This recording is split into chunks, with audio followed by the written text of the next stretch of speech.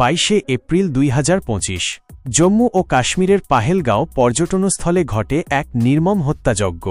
নিরীহ ২৬ জন হিন্দু পর্যটককে ঠান্ডা মাথায় হত্যা করে সন্ত্রাসীরা। এই ঘটনা শুধু মানুষকে কাঁদায়নি, জ্বালিয়ে দিয়েছিল গোটা দেশের হৃদয়। পাহেলগাঁও হামলার পরপরই ভারত সরকার কঠোর প্রতিশোধের সিদ্ধান্ত নেয়। ৭ই মে ভোর ৩:৩০ শুরু হয় অপারেশন সিন্দুর। এই অভিযান চলে মাত্র ২৩ মিনিট, কিন্তু এর গর্জন কাঁপিয়ে দেয় পাকিস্তানের মাটি।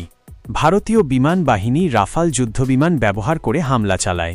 টার্গেট ছিল ৯টি এলাকা: বাহাওয়ালপুর, মুরিদকে, মুজাফফরাবাদ, সিয়ালকোট, কোটলি, ভিমবার সহ আরও অনেক গোপন ঘাঁটি।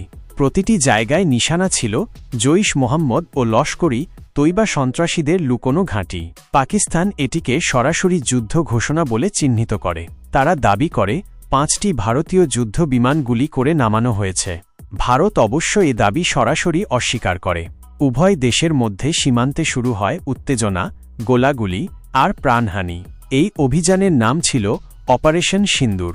সিন্দুর মানে হিন্দু বিবাহিত নারীদের সিঁথির লাল রেখা। পাহেলগাঁও হামলায় অনেক নারীর সিঁদুর মুছে গিয়েছিল চিরতরে। তাদের সম্মানেই এই অপারেশনের নাম রাখা হয়। এই ছিল অপারেশন সিন্দুরের পূর্ণ কাহিনী। ভারতের ইতিহাসে এটি শুধু এক অভিযান নয়, এক আবেগ, এক প্রতিজ্ঞা। আপনি যদি এমন তথ্যভিত্তিক ও গোপন মিশন সম্পর্কিত ভিডিও দেখতে চান, তাহলে সাবস্ক্রাইব করুন অভিক ইনসাইটস চ্যানেলটিকে। সত্যকে জানুন, ইতিহাসকে চিনুন।